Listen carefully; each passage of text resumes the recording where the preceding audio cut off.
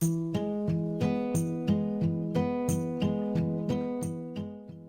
YouTube, Trail King here. Welcome to my channel where I'll educate about trail building, riding, and maintaining.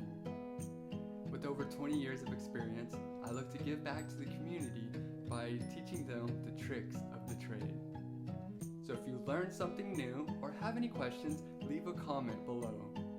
Also, to support the cause, smash that like button and subscribe for future content.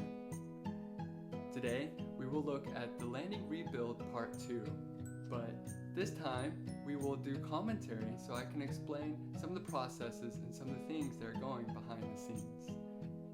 So let's get started.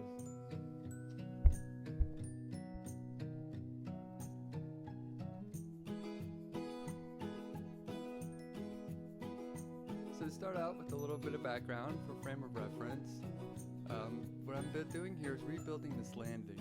So I'd added about 2 to 3 foot on the left side, and what I'm trying to do and what I hope to accomplish is to have the right side of the screen coming out of the corner, the berm. I want it to be rollable. I want it to be where you can go over it easily at high speed.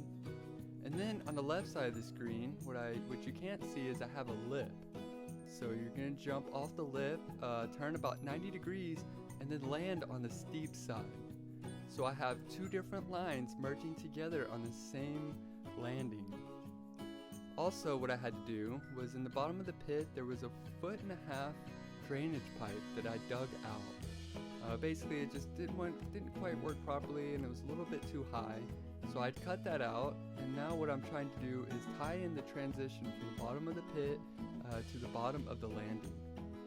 So what I like to start out with is a small pickaxe and just cut out the lines, kind of give me a little bit of an outline of how I want the transition to be.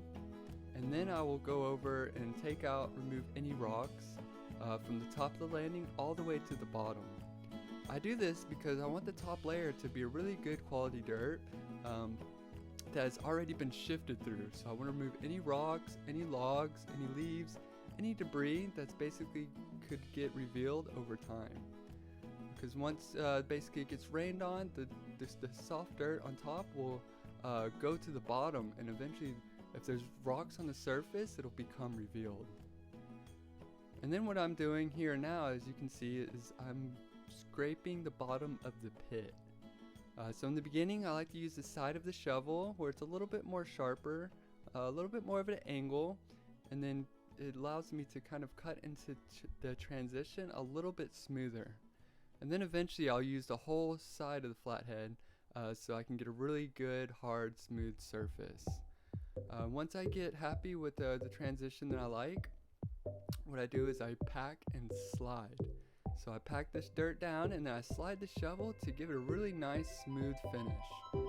And when I do this, it's kind of the finalized form of the dirt. So it will no longer move around or get in any position that I may not like it to be. And so I'm going to constantly cut the bottom of the transition. All the loose dirt I'm going to throw into the top of the landing and then work my way from there. Another big thing that I'm trying to accomplish here is having the proper drainage. So on the right side of the screen, on the track, you have the higher elevation. On the left side of the screen, you have a lower elevation.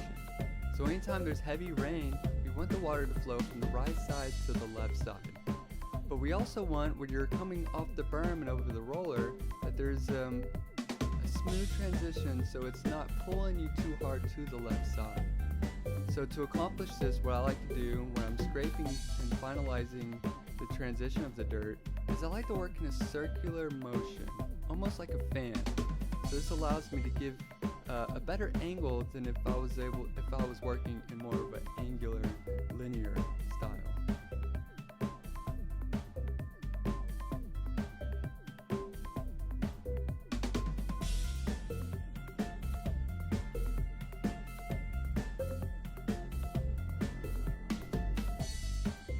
Now I have the bottom transition where I like it. I'm going to move to the top of the landing. What I'm looking to accomplish here is get the landing as wide as possible. So what I will do is I'll work from the middle out, and I will take the loose, good quality dirt and try to pack it on the sides. This will give me a good framework and allow me to have the landing as wide as possible and the edges to be nice and sharp.